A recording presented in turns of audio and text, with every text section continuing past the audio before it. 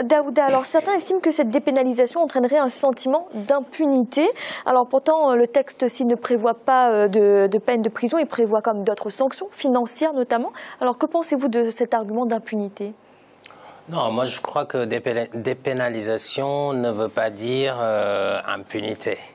Alors il y a deux choses. Il y a ce que le journaliste fait dans l'exercice de sa fonction de journaliste. Il y a ce que le journaliste fait qui peut tomber dans le droit commun.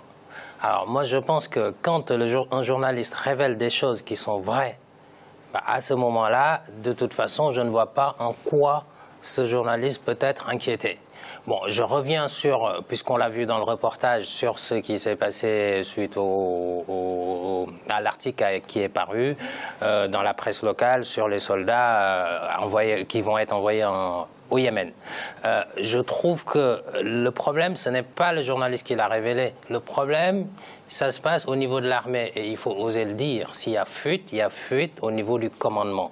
Il faut oser dire les choses. Maintenant, pourquoi inquiéter un journaliste qui révèle la composition d'un groupe, d'un convoi militaire qui va aller au Yémen? Les Sénégalais ont droit à savoir comment leur armée va être engagée, de quelle façon, etc. Donc, je pense que à ce niveau-là, s'il faut trouver la faille c'est au niveau du commandement qu'il faut le trouver. Mais maintenant, ces sujets restent très tabous au Sénégal. Donc, j'aurais compris qu'on inquiète ce journaliste-là en question si ce qu'il avait révélé était faux. Mais secret défense, il est où le secret défense à ce niveau-là? Bon, là, c'est une opinion personnelle. Et je pense qu'elle est partagée par beaucoup d'autres. Maintenant, pour revenir sur la liberté de la presse au Sénégal, la presse, elle est libre au Sénégal, effectivement. Là-dessus, je suis d'accord. La presse, elle est libre.